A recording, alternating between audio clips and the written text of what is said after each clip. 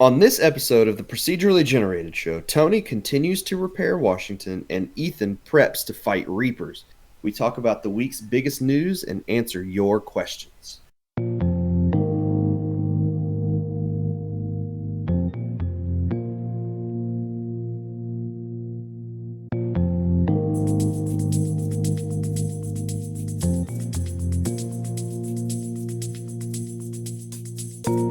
Well, howdy, everybody. Welcome to the Procedurally Generated Show. I'm your host, Tony, and joining me this week, we've got Ethan. Hey, Tony. What's going on? Not much. I could have been in Tulsa this weekend, though. That would have been interesting. Yeah, it really would have. So, Not sure the other guys would have joined in on trying to be on the show recording over there, but whatever. probably not, but that's okay. That's all right. Well, how do I sound this week? I'm still hardwired into the internet. You sound amazingly coherent. I've got the microphone a little further away from me than I did last week, but that's because I didn't move it from while we were playing the Division during the pre-show. Speaking of that, I need to turn you back up. I forgot to do that. Well, if I'm a little quiet at the beginning of the show, it's all your fault. It totally is my fault. Because I have to turn you down when we play Halo. And I forgot to turn you back up. So, for the pre-show, that's going to be really good. I had to get in there right after we started and turn the game down because all I could hear was the game and then you whispering in one of my ears is what it sounded like. That's what people like. They like me whispering in their ears. So while we were in the middle of a firefight, it sounded like you were trying to do ASMR.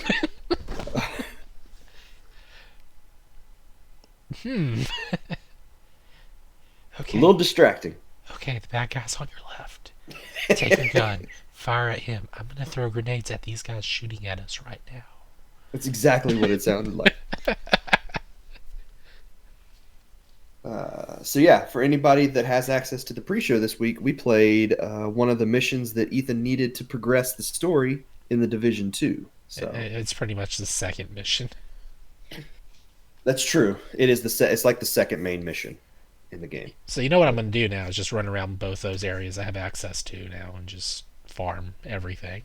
Well, to be fair, and I guess we can go ahead and talk about what I've been playing because it's still the Division from last week. That's exactly what I've been doing this week playing the game. I've had a main mission sitting there for like a week now, and it's just like, you should play this main mission. You want to play this main mission? And I'm like, no, I don't.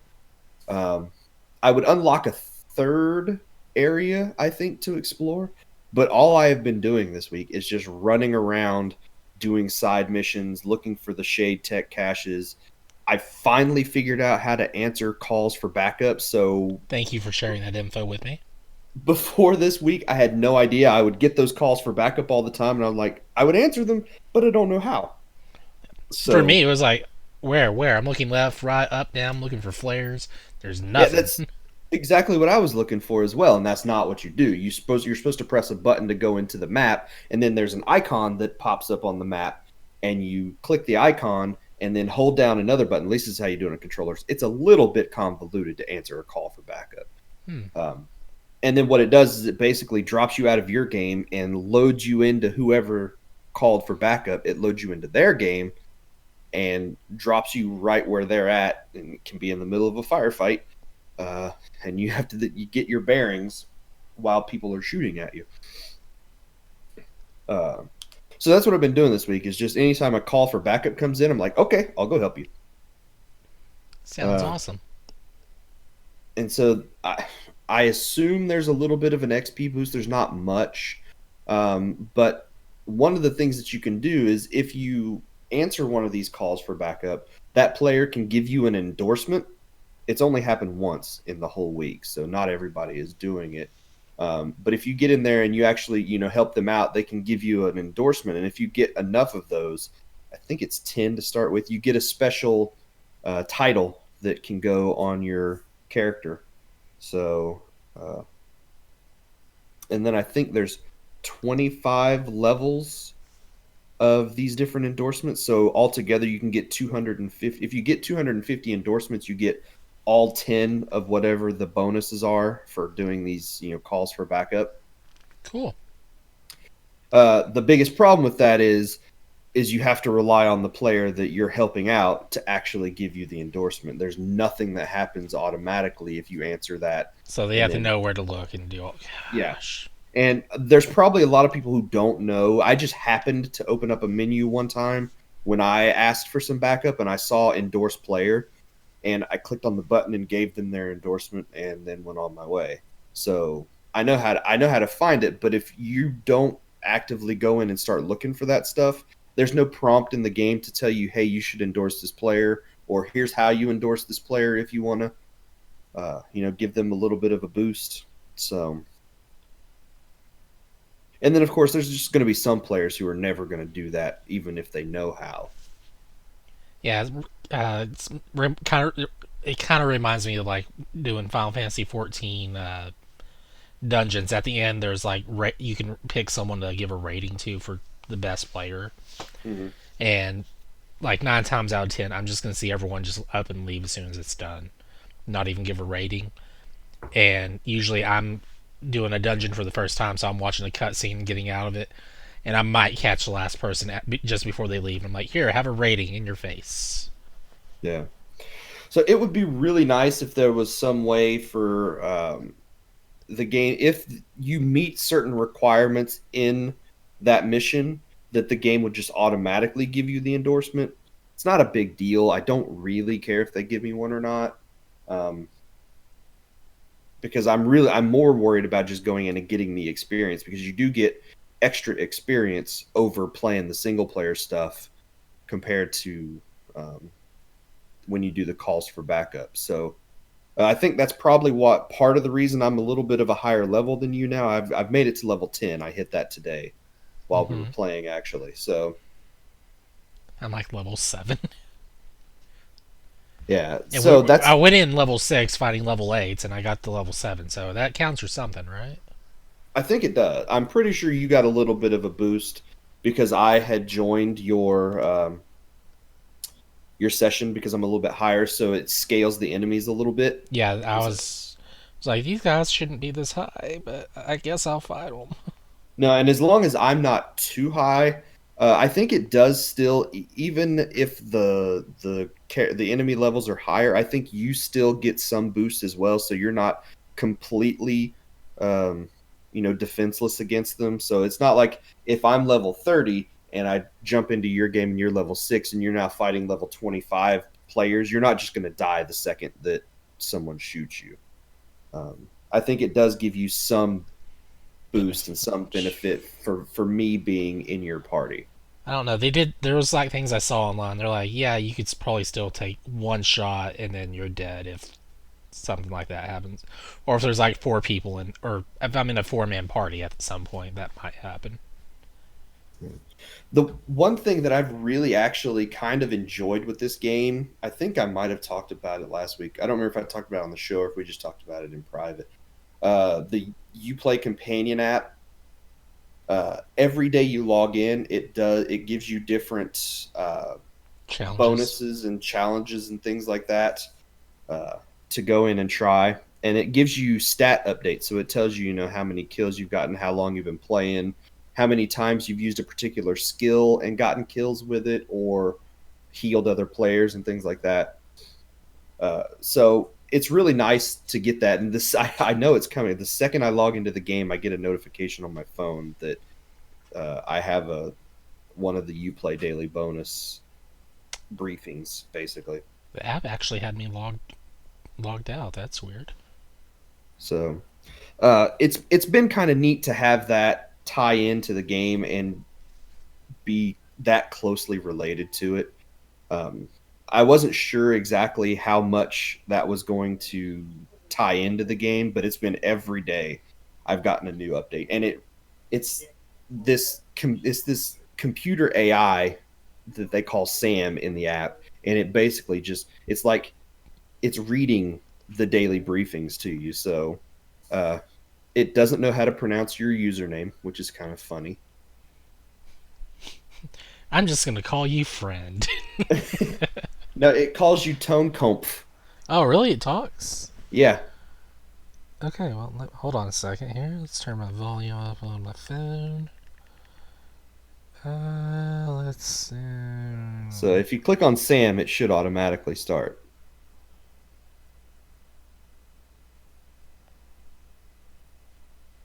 I'm on it. I've gotten mine for the day, so it won't read it out to me. That's probably because I already went into it. Yeah, if you've already done your daily Oh, I briefing can. for the day, You know what? Let me ask him a question. What should I ask him, Tony? uh, ask him about what's one of the things that it always tells me. It always says you can ask about these particular things in the Oh, Division hold 2. on. Nope. If you go back through your messages, you should see something. Tell me about raids in the Div 2.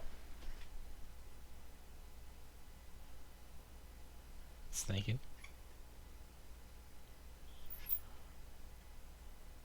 He's a little bit slow, He just apparently. says raids. That's all he said on the thing. He didn't even talk. Really? Hold on. What's my level?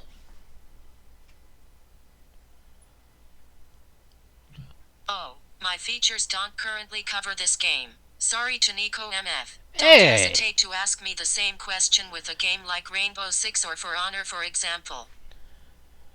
What's my level in Division 2?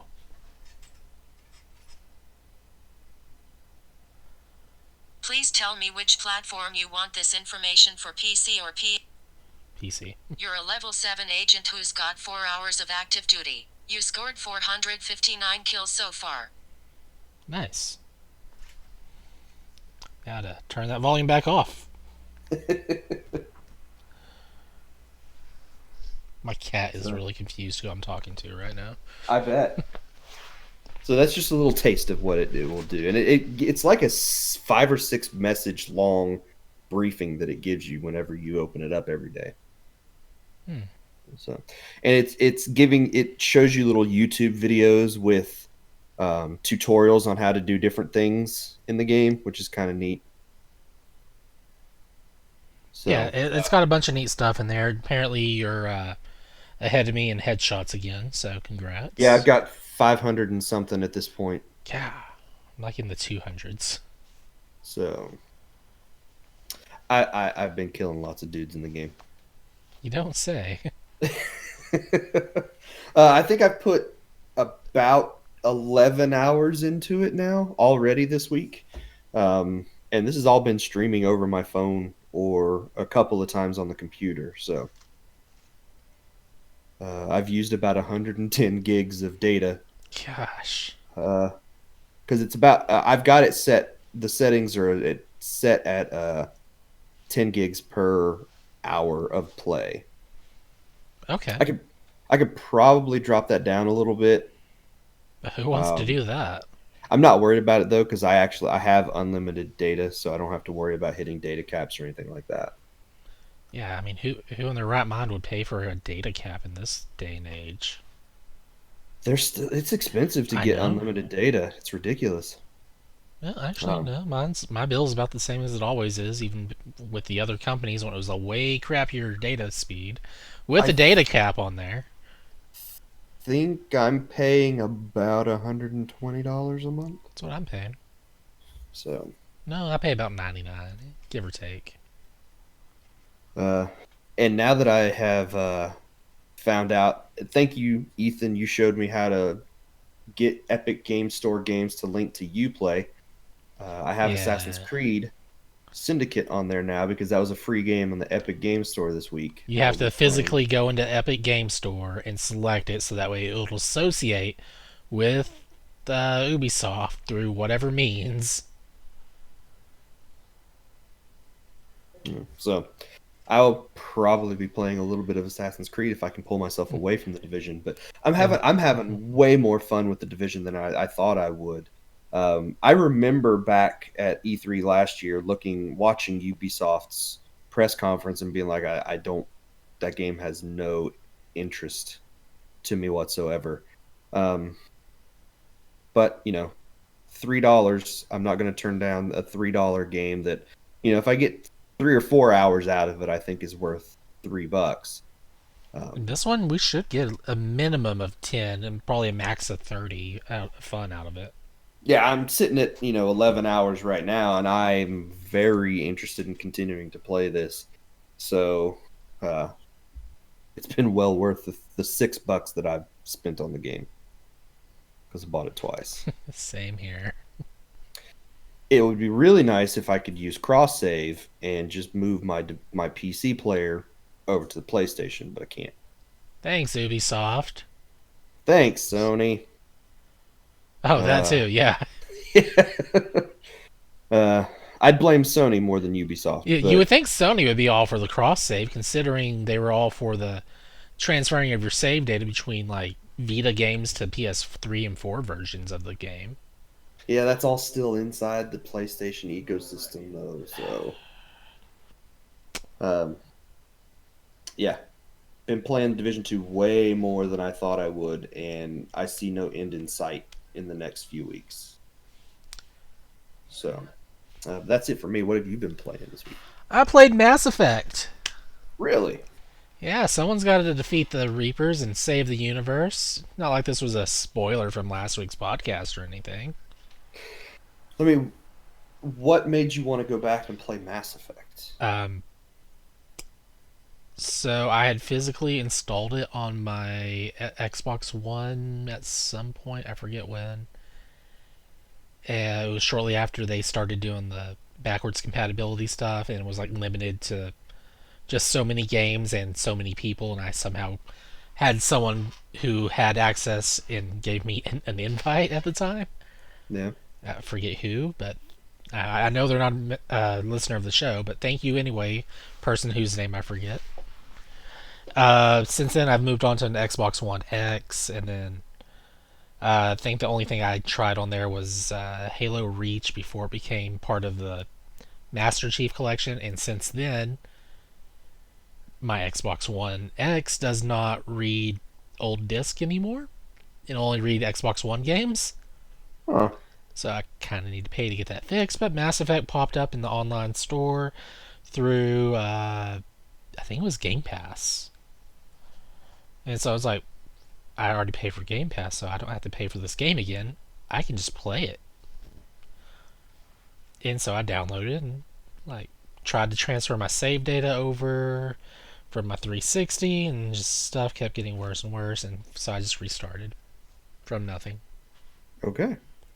Which, I mean, that's not bad. It's just I wanted to play through the game with my level 60 character all over again, be done with it, and move on to Mass Effect 2 so I can just rush that and move on to 3. Kind of wanted to experience the whole story start to finish and have some fun with it. Yeah. Maybe not go full on Paragon like I have been. Maybe do Renegade. I don't know. If EA would put their games on GeForce, I might get an EA Access for PC subscription. Sadly, 2 and 3 are not in Game Pass. No, I think Andromeda is the only one that's available on Access. Tony, we're talking Mass Effect, not Andromeda. I know you don't think that game exists. What game? That Andromeda game starring Kevin Sorbo. Oh, gosh. I do need to finish Andromeda, but I have no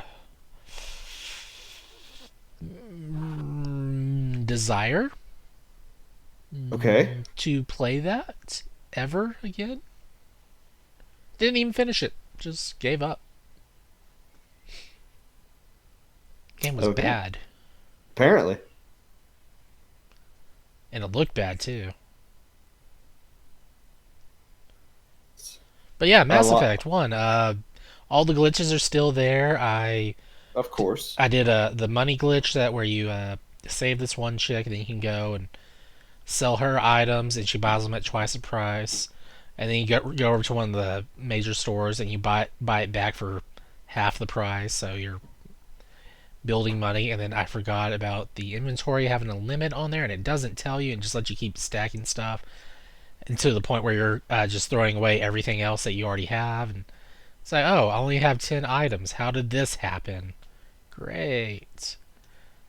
And then you can still do the other glitches like equipping the best armor even though you can't wear it. Hmm. or you're not supposed to wear it, but you can. But if you get it, you can wear it. So, been having all kinds of fun with that stuff. Okay. I'm hoping there's leveling glitches and some other things that still work because some of those may have been patched out. At this point, it's entirely possible.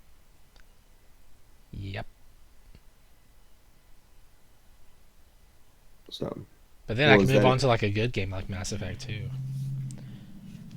Like, But the collection, if I recall, Mass Effect Trilogy, goodoldgames.com. Let me bring that up real quick so I can confirm if there's still 20 some odd dollars for the collection. Uh, Crap. Who made Mass Effect? Was it Bethesda? BioWare. BioWare. Okay. Uh,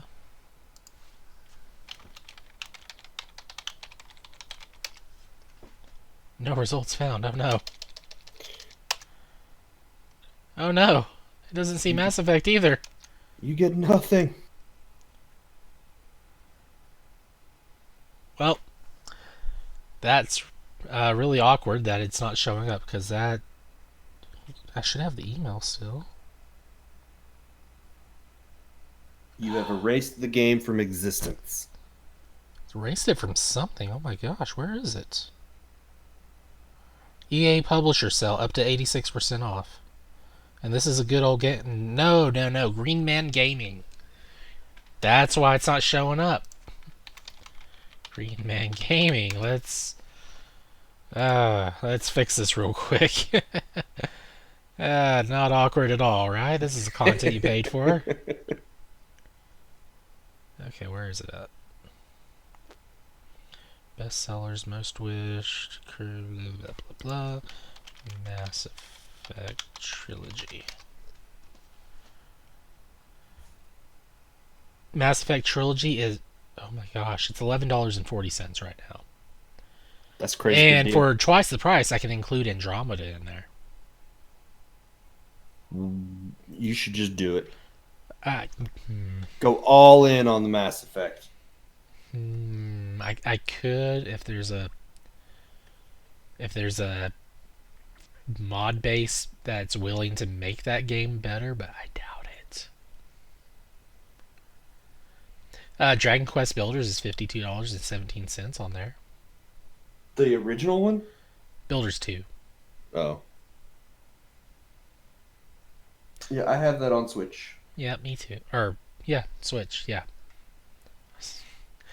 Anyway, yeah, Mass Effect. That's what I've been playing. Okay. Well, all right. Well, then let's take a quick break and we will come back and we'll Talk talk about the about the news. news.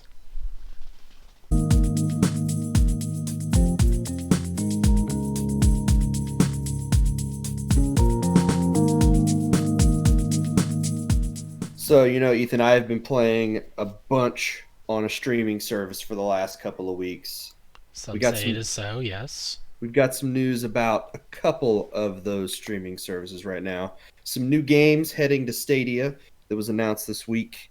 Thunderful announced that the entire not the entire Steam World series, Hmm.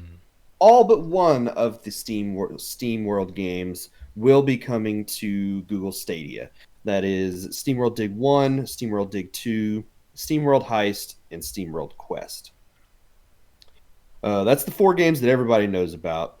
The only game in the series that's not is the one that was a DSiWare game, SteamWorld Tower Defense. Uh, Okay. that is still a DS exclusive. It's never come anywhere else. But those four games will all be available on Stadia soon. They haven't announced exactly when. But when they do launch, SteamWorld Dig 2 and SteamWorld Quest will also be a part of the Stadia Pro subscription. Okay. So if you are one of the people that is in that has the founders pack and is paying for the subscription, Or enjoying then your free trial that may or may not be expired by now. that is true, depending on when you signed up for it. You'll get those two games. I think they're probably the two best games in the Steam World Series at this point. Both of those will now be a part of that Stadia Pro subscription. So no word yet on release date. No word on pricing for those games either. Just that we know that they will be coming soon. Okay. I did ask Thunderful. I reached out to them to see if they had any word on when the Steam versions of those games would be available for people on GeForce Now, but they did not get back to me before the recording of the show. So Maybe one I day. I would hope because they're available on Steam at some point, all of those SteamWorld games will be playable on GeForce Now. But we have to wait a little bit longer to see if that's the case. Uh, but yes, you did mention that Stadia Pro subscribers, some of them, the free trial period is hitting that point where you're going to have to decide if you want to continue to pay for it or if you're going to let it lapse. $10 a month to play up to 30 some odd games? Like once Or Stadia they have the option to announces, play or to buy 30 some odd games, I guess is what it is, right? yeah, well, and the I have tried to find a list of the games that were in the Pro subscription, but I couldn't find one in the few minutes before the show, so I could I see can the tell you one that's list. in that Pro subscription. Okay, Destiny 2. it is. It is one of the game. It was one of the first games that they had talked I'm about. pretty sure it was a launch title for Stadia. It was, Sadly, if your subscription has run out, you lose access to Destiny 2 on your Stadia. which just seems crazy. Yes, a free to play game on Xbox One, PS4, and PC is inaccessible or unplayable. I'm not sure how it works on their side of it, but you just can't play the game. Yeah, you would not be able to log in with your Stadia account, and I understand why it's happening. It's ridiculous that it's happening, but I understand why, and it's because at this point there's no free tier to Stadia, so there's no way to log in to a free cert to that subscription. It's basically It's basically you paid $130 for a piece of hardware that you have to pay a subscription for. Whereas with PS4, Xbox One, and heck, even PC, you can have the base game and play it on your hardware, yeah. which costs substantially more than that. But I mean, maybe you got it cheaper at like a yard sale or something, or you got a discount at the store. I don't know. I'm not judging you. I'm just saying that you could play the base game. You don't even have to have a PSN or Xbox Live account. Mm-mm. I mean Gold account to play these games online. You have to for like the strikes and the raids and some other things, I'm sure, but you can play just the base game without all that stuff. So it's just weird that Stadia's like, nah.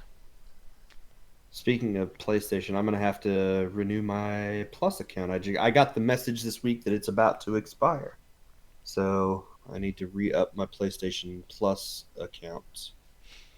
Yeah, I'll Uh, probably get an email sooner or later on that in a month or so. so I can continue. And I want to try out Stadia so I can give it a fair shake.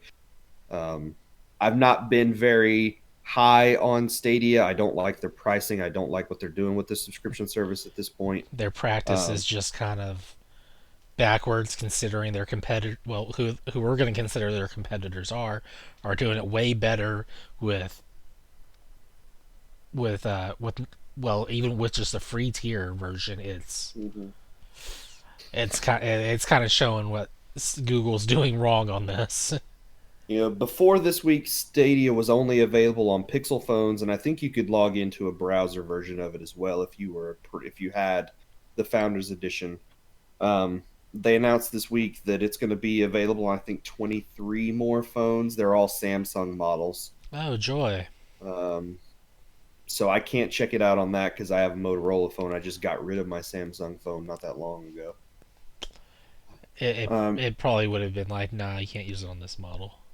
so I do want to check out Stadia and give it that fair, look and to see how it compares. to GeForce Now, to xCloud. I think comparing it to GeForce Now is a little unfair because they're really different types of services. Comparing it to xCloud is a much more comparable thing. They are the same basic type of service, giving you console games or through a subscription that you stream to your device. Whereas GeForce Now, you own the game and you're playing your own games, just streaming them through the cloud.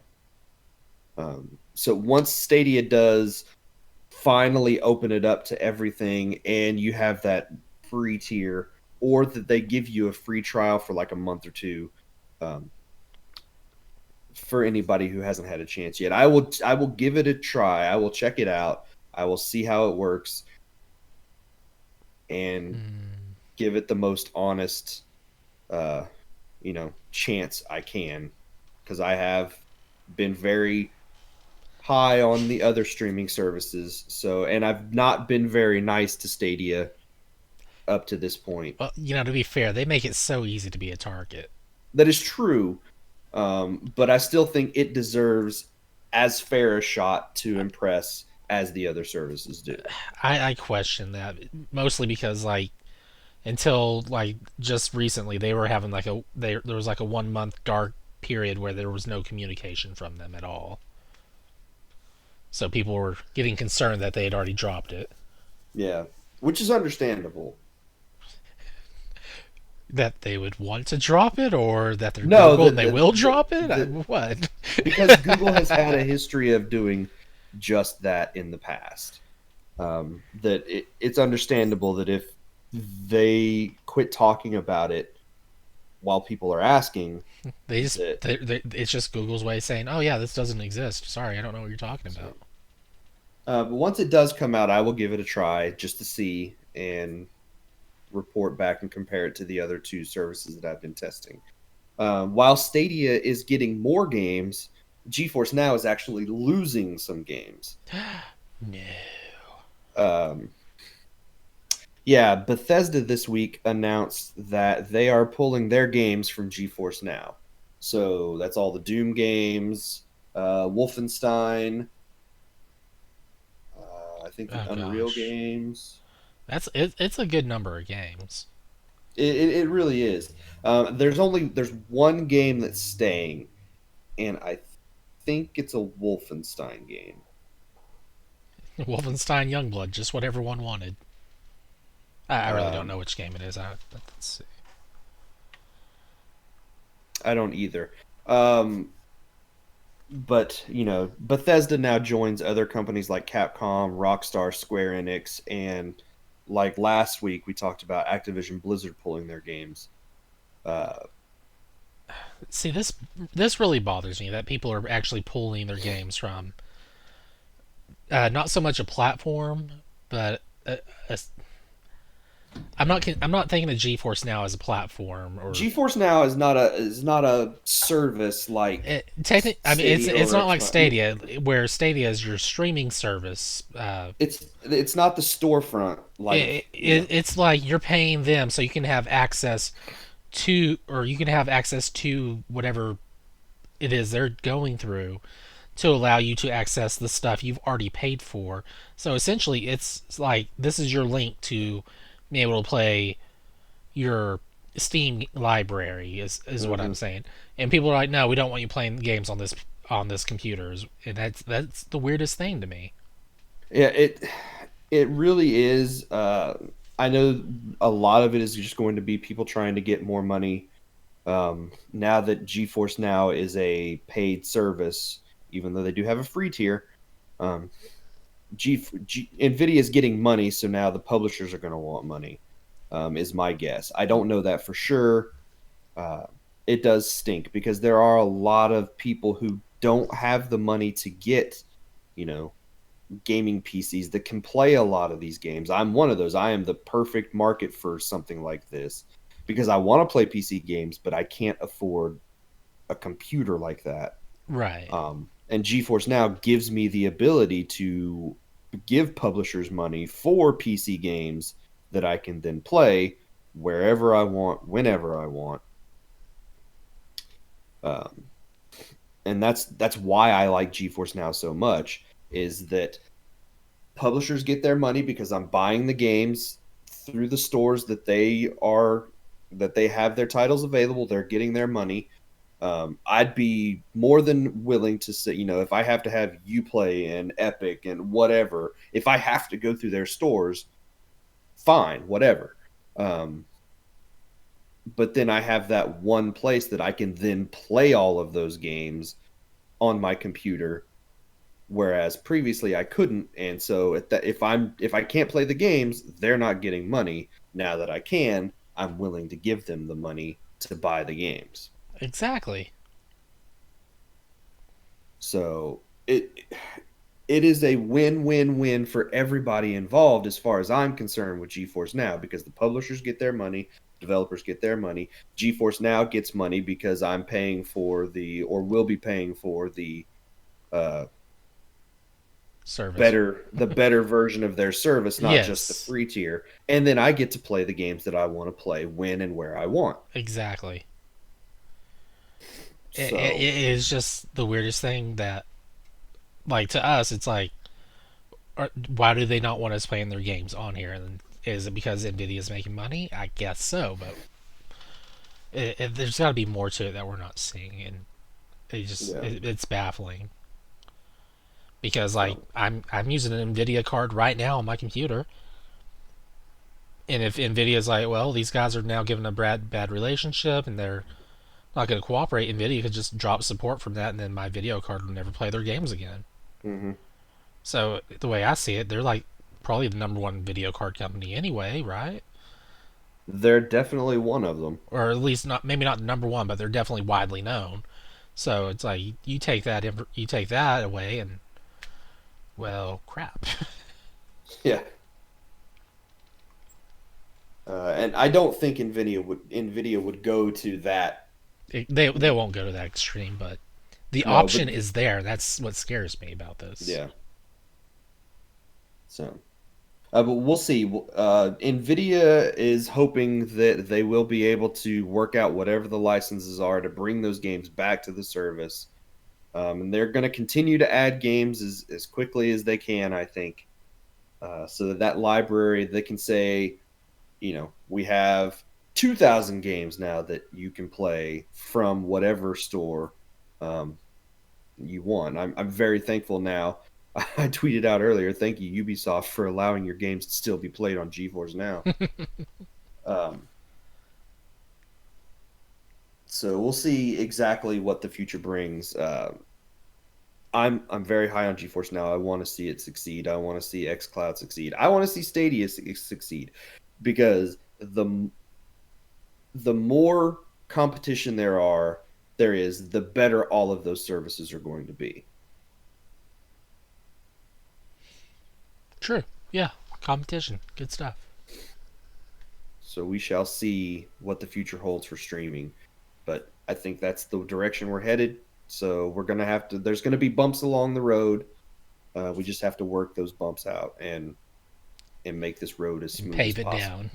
Exactly. Uh, Speaking of bumps in the road, yeah. uh, That virus that everybody's talking about is causing some problems. good old coronavirus has caused Sony. Well, first it was Sony to have another excuse to pull out of another convention, Mm-hmm. PAX. I'm not sure. PAX East. PAX East. Thank you. Yeah. So all right, good for them. They're pulling out of another thing because of this. Whatever. Because Sony, great, whatever. But now Square Enix has come around, like, yeah, we're not doing this either because of coronavirus. Yep. And they even had like a Final Fantasy 14 event that was kind of planned for this whole thing as well. So I that got imagine canceled as well. we're going to see a lot of major conventions, not just in gaming, but in all aspects, or all areas. Big conventions like that are going to suffer this year because of this. And I really hope that these convention planners don't use that as a reason not to bring the conventions back next year. and that they see there's going to be a dip this year. There's nothing they can do about that.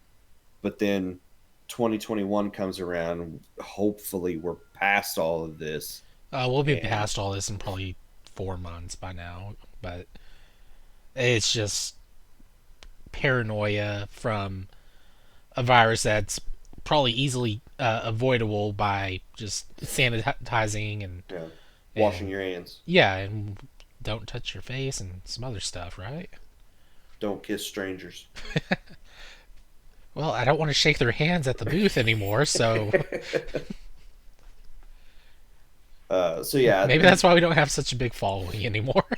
these probably won't be the last two uh, announcements we see like this. I imagine we'll see more of these in the coming weeks. Um, Hopefully, this is not going to be a reason for even more people to pull out of E3 this year, and we see E3 basically boil down to nothing this year. uh, I don't know. There's, I'm kind of scared of what's going to happen to E3 here in a couple of years. I am too, to be fair. And It, it's not just because like Jeff Keighley and Sony pulling out. The Jeff Keighley thing, that's like who cares really about that one. But like Sony's pulling out, and I don't think Microsoft's ever gonna actually pull out. They might just they'd probably be the ones to take it over if anything, right? well, Microsoft does their thing technically before E3, but then I think they still have some presence on the show floor. Oh yeah, because they want people to have chances to play their games still. Yeah.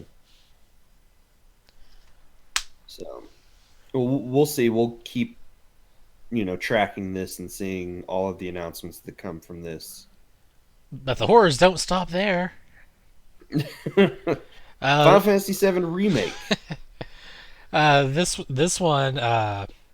So earlier, I guess Final Fantasy VII Remake had a video released showing some of the summons in the game, Hmm. and I don't think Carbuncle was originally part of Final Fantasy VII, but he's part of the remake Yeah. because he's getting popularity. And the first time I recall seeing him was in I want to say 8. So he's kind of had this staple design, red gem in his head, kind of this, I don't know, kind of fox-like creature looking thing, very alien looking at the same time, but adorable.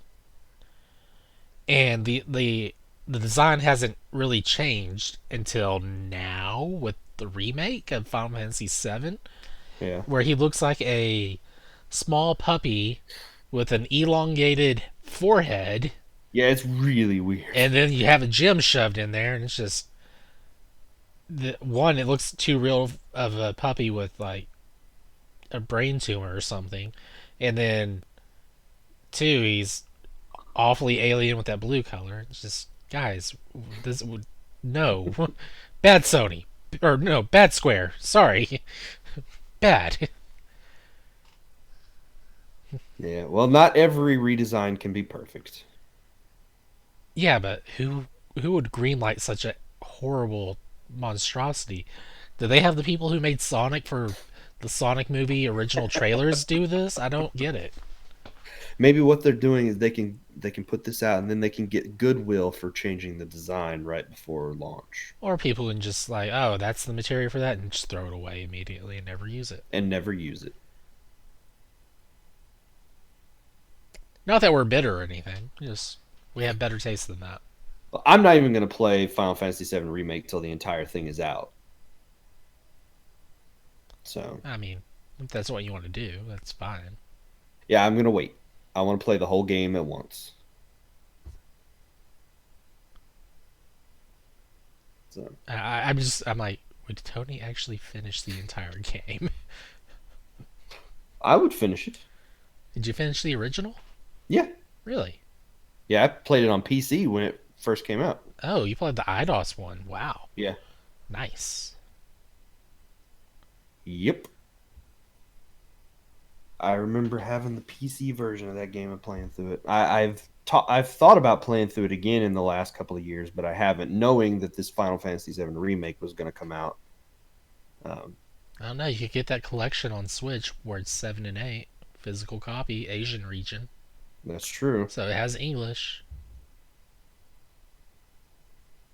I see 7 go on sale every once in a while. It's usually down to like $10 or $11. It's a good game. So it is. Not the best, but good. So in about 2 or 3 years, hopefully, I'll be able to play 7 Remake. So are you going to finish the remake and then go and watch Advent Children? No. No. I've seen Advent Children once, and that's all I need to see. Do you think they'll have those outfits as like DLC or something? I would bet they do.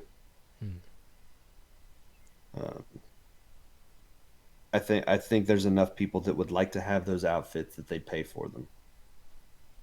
I mean, I would. So, we'll have to wait for the game to come out to see, though.